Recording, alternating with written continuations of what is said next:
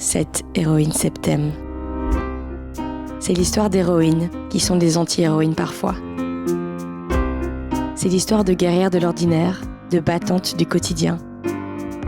C'est l'histoire de fêlures qui craquaient le vernis de nos existences et d'armures que l'on se construit parfois pour traverser les tempêtes de nos vies.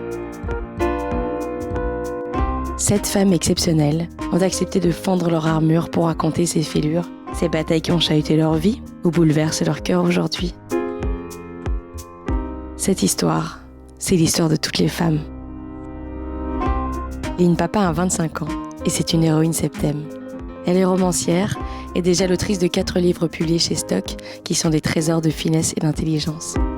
C'est elle qui dévoile sa fêlure aujourd'hui.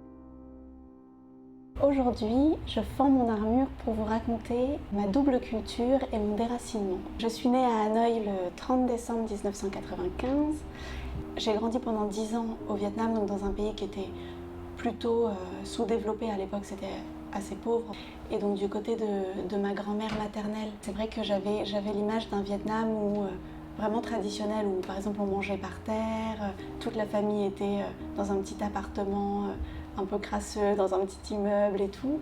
Et en même temps, du côté de mon père, qui était français et qui était directeur de l'école française d'Extrême-Orient, j'avais l'autre côté, qui était le côté des expatriés, avec des soirées à l'ambassade, vraiment des trucs, des chauffeurs, des cuisiniers. Et donc, en fait, depuis que je suis enfant, c'est vraiment quelque chose qui m'intéresse de remarquer la double culture et aussi la différence sociale. En grandissant et en arrivant en France, en fait, à partir de mes 10 ans, je me suis rendu compte que je portais aussi en moi cette histoire de ces deux pays, de ces guerres et de ce sentiment d'infériorité d'un pays par rapport à l'autre. Voilà, et donc en seconde, je suis un peu tombée dans une dépression, donc j'ai arrêté en fait de me nourrir. Mais sans faire exprès, en fait, sans y penser, quoi. Il n'y avait pas de volonté particulière, c'est juste que je pense que j'étais dans un état. Je pense que j'étais dans un état de tristesse, en fait, tout simplement, et de perte de repères. J'ai passé 1 an à moitié à l'hôpital, à la maison de Solène. C'était vraiment un tournant qui m'a fait réaliser qu'il y avait eu un déracinement. C'était vraiment quelque chose que je devais résoudre moi.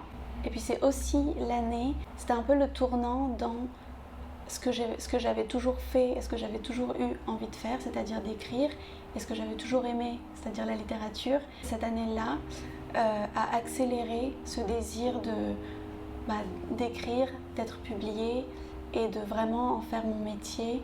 C'est à partir de là que j'ai commencé mes carnets de lecture, que je continue et que j'ai toujours. Et donc c'est vrai que c'est assez touchant parce que maintenant quand je regarde, parce que j'ai beaucoup de documents de travail, et en fait ça commence cette année-là et ça fait maintenant 10 ans quoi.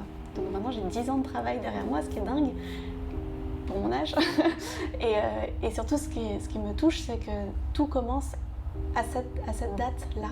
Et donc c'est aussi par la littérature que j'ai réussi à me dire en fait qu'il y avait un avenir. C'est vraiment un champ de possibilités qui était ouvert. Sans cette passion-là, j'aurais pas... je sais pas ce qui se serait passé, mais bon, je sais qu'il y a des gens vraiment qui mettent du temps à se sortir de ce genre de situation. On est dans une société où tout est ouvert en fait. Il n'y a plus d'intimité, donc tout a tendance à être ouvert, donné. Et c'est vrai qu'on peut oublier cette bulle intérieure. Je fends l'armure, mais tout nous encourage à distribuer. Et pour quelqu'un qui écrit, c'est bien de garder une part de secret, quoi. Donc la littérature me permet d'avoir un espace de pensée, de réflexion et de me sentir bien, en fait, tout simplement.